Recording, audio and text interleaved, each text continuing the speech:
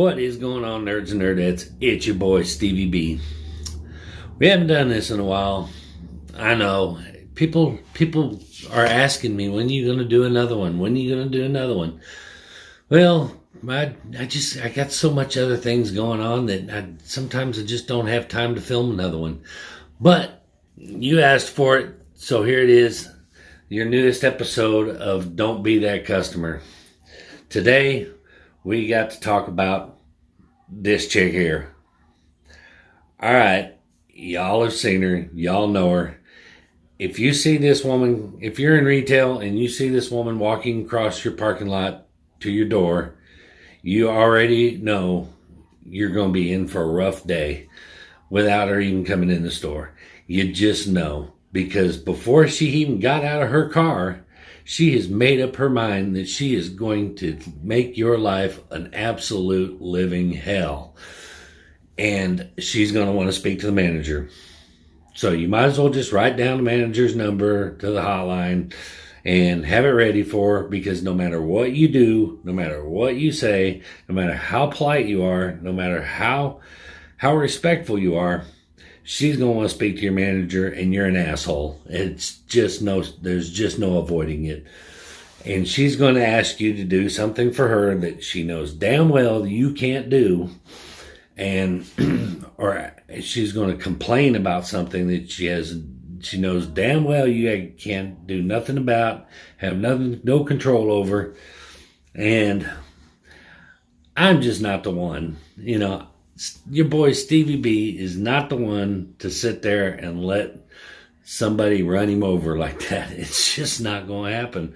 So, when you come into my store, if you start acting a fool, and I'm going to make it my mission in life to embarrass you and humiliate you in front of every customer in that store, just to teach you a lesson. But here's a prime example. Little Karen comes into the store one morning, and she gets a few things, and as soon as she walked in the door, of course, I'm like, oh geez, here we go. But she walks in, everybody's wearing masks, so your voices are muffled, and it's hard to hear sometimes. But she gets her stuff, comes up to the counter, and I said, is that going to be all for you, ma'am? And she didn't say anything. So I repeated myself. I said, is that going to be all for you? And she said, give me a minute, would you? And I was like, okie dokie, here we go. And I said, and I'm trying to be nice. I said, sorry, ma'am, I thought maybe you didn't hear me because of the masks. We have that problem in here a lot. And she goes, I'm trying to figure out what I want to get for gas. And I was like, figure it out. Handle your business. So anyway, she finally says, I need $10 in gas and blah, blah, blah. And I'm like, okie dokie. So I put $10 in the register. She swipes her card and pays, goes out there to pump her gas, and she pulls the handle out of the gas, and then apparently selected the wrong grade and went whoops and hung the handle back up. Now let me explain to you what happens when you pay with a debit or credit card for gas, and you pull the nozzle out and you hang the nozzle back up. It tells the computer that you are finished pumping gas, and then it refunds the balance back to your card. So there's nothing I can do to stop it. So whenever you get gas, when you make sure you got you're getting what you need before you pull that nozzle out, because if you shove that thing back in, it's going to refund the money back to your card, and you're going to have to come in and pay for the whole thing all over again. Well, I'm sitting there watching her, and I saw her pull it out. I seen her stick it back in, and I'm going, shit, here we go. So she's out there waving at me like a mad woman, and I'm not going out there because I'm busy. So finally it got slowed down, and she's sitting out there just fuming that, you could just see the smoke rolling out her ears. But it slowed down enough that my boss could handle it, and she goes, go handle that. And I was like, okie dokie. So I walked out of there, and she says, it won't let me pump my gas. And I said, ma'am, it's because you hung the handle up and you told the computer, I don't give a damn what I did. I picked the wrong grade. Excuse me, but I need my gas. And I said, when you hang the handle up, you tell the computer that it's done pumping gas and it refunds your money. Oh, bullshit. I'm not waiting 2 to 5 weeks to get my money back. I said, it doesn't take 2 to 5. Yes, it does. And I said, ma'am, I can't put money back on the gas pump without you paying for it. You're going to have to come back in and repay for it. She goes, that's bullshit. What's your name? What's your name? Showed her my name tag. It's Steve with a V. And I said, my manager's in there right now if you'd like to speak to her, and she can tell you the same thing in a woman's voice. But no, she just got mad, drove off, and a few minutes later, she calls the store back, and I answered. She goes, I need the number for your district manager. And I was like, I recognized her voice already, you know, that snipping little yapping like a pissed off chihuahua. But anyway, so I said, I can give you the number, the customer complaint hotline. You can call it. She goes, no, I want the number to your district manager.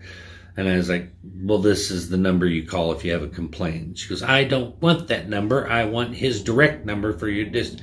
I said, ma'am, I'm not giving you that number. I said, I don't understand why you're so upset anyway. I said, I'm trying to explain to you what you did. She goes, it wasn't the way it wasn't that happened. That's not what I'm mad about. It's your attitude. And I was like, I was trying to be as accommodating as she goes, just give me the goddamn number. And I said, I am not giving you my district manager's personal phone number. That is against the law. And I said, you can call the hotline and you can try to get it from them and they'll tell you the same thing.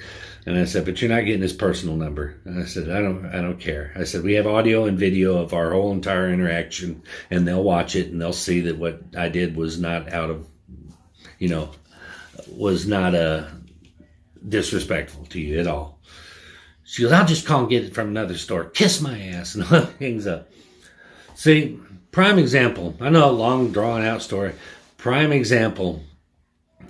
You're not going to win. They've already made up their mind before they come in the store that they're pissed off at the world.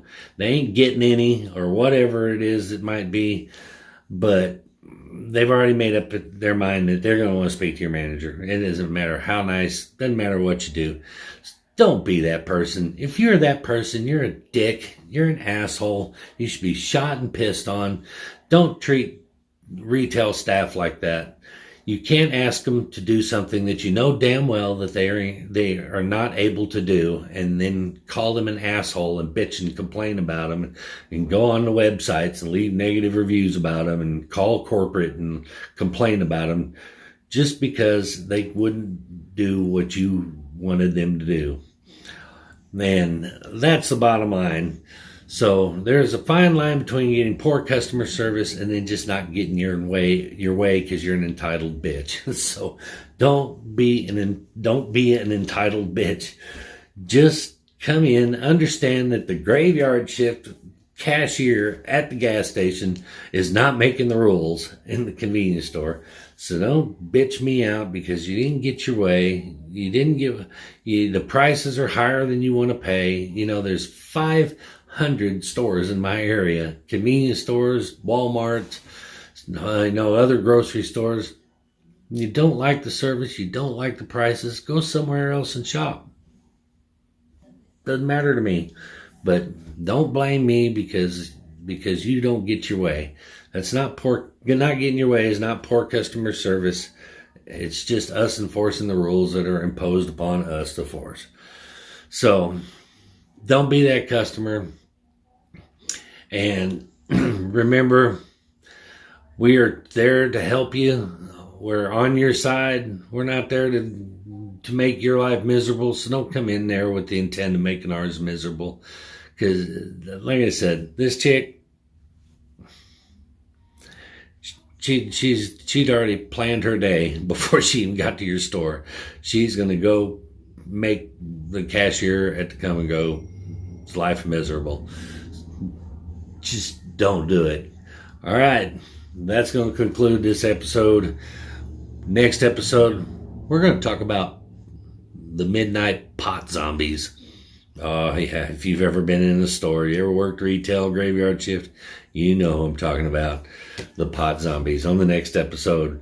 But until then, remember, like my shit, comment on my shit, subscribe to my shit, and turn that bell on so you don't miss my new shit. Because I'll post some more of this shit eventually. We'll see you in the next shit. Peace.